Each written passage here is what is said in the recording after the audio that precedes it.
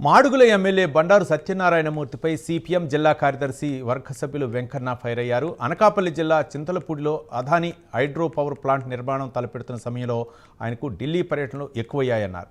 ఢిల్లీలో Adani group of సంస్థలతో మంతనాలు జరుపుతున్నట్లు అర్థమవుతోందని తెలిపారు. గత నెలలో రైవాడ ఆయకట్టు నీళ్లు విడుదల సందర్భంగా జరిగిన సభలో అదానీ హైడ్రో పవర్ ప్లాంట్ అనుమతులు రద్దు చేసినట్లు ప్రకటించారని, కానీ ఇప్పటి వరకు అధికారికంగా ఎలాంటి ప్రకటన రాలేదన్నారు.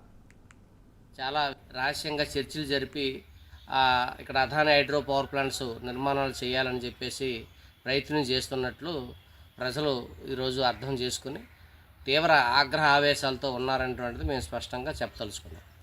ఒకటి. రెండోది, గత నెల 29వ తారీఖున రైవాడ నీళ్ళు ఏదైతే ఉన్నాయో నీళ్ళని రైతులకి విడుదల చేశారు.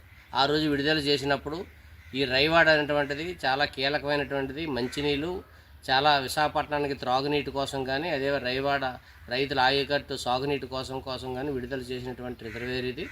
ఈ రిజర్వేర్ మీద వస్తున్నటువంటి అటు పెదకోటలో రేగులపాలెం దగ్గర వచ్చినటువంటి అదానీ హైడ్రో పవర్ ప్లాంట్ కానీ, ఇక్కడ ఈ ప్రాంతంలోని వస్తున్నటువంటి చింతలపూడి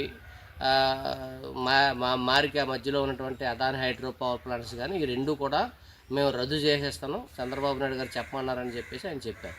అంటే